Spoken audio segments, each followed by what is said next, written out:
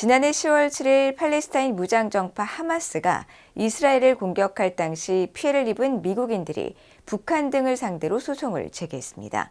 하마스의 무기와 땅굴 기술 등을 제공한 북한이 배상 책임을 져야 한다는 건데 손해배상 규모는 최소 40억 달러에 달합니다. 김영권 기자가 보도합니다.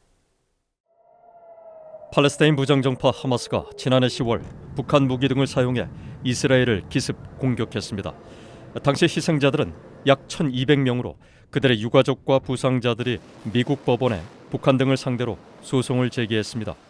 미국 워싱턴 DC 연방법원에 제출된 소장에 따르면 하마스의 공격으로 사망한 미국인 에이드리언 앤 네타의 유족 등은 당시 공격에 북한과 이란, 시리아 정권이 직간접적으로 연관됐다며 이들 나라들이 손해배상을 해야 한다고 주장했습니다.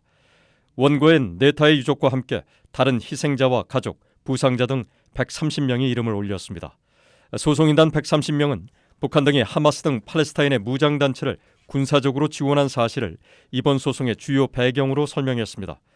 특히 북한에 대해선 수십 년 동안 이스라엘 내 테러 공격과 연계된 팔레스타인의 무장정파를 지원해왔다고 지적하면서 북한은 하마스와 헤즈볼라 등 이란의 대리단체를 지원하고 지난해 10월 7일 공격에선 물질과 재원을 제공했다고 지적했습니다. 이어 지난해 10월 7일 하마스의 이스라엘 공격 당시 북한의 유탄 발사기인 F-7이 다량으로 사용된 사실을 소장에 담았습니다. 특히 이스라엘군이 하마스 테러리스트들로부터 북한산 무기를 대량으로 회수한 사실과 하마스가 10월 7일 공격에서 사용한 대전차 로켓을 만들기 위해 F-7의 용도를 변경한 사실이 언론을 통해 보도됐다고 밝혔습니다. 또 하마스의 F-7이 북한산이라고 밝힌 한국 국가정보원의 발표도 포함시켰습니다. 앞서 VOA는 이스라엘 현장 취재를 통해 하마스가 북한산 유탄 발사기를 살상력이 더 큰 대전차 무기로 개조한 사실을 확인하면서 F-7 내부 부품에 적힌 한글도 발견해 보도했습니다. 이후 한국국정원도 VOA의 보도가 사실이라고 밝혔습니다. 이번 소장엔 북한 정권이 하마스의 대규모 땅굴 건설을 도왔다는 내용도 담는 등 북한과 하마스의 연계성에 많은 초점을 맞췄습니다. 이에 따라 소송인단은 북한과 이란, 시리아가 배상금 10억 달러에 더해 징벌적 손해배상 30억 달러 등을 배상해야 한다고 주장했습니다. 이번 소송과는 별도로 이스라엘의 니사나 다르시안 라이트너 변호사는 지난해 말 VOA에 북한을 상대로 소송을 제기하겠다고 밝힌 바 있어 추가 소송 가능성도 있습니다.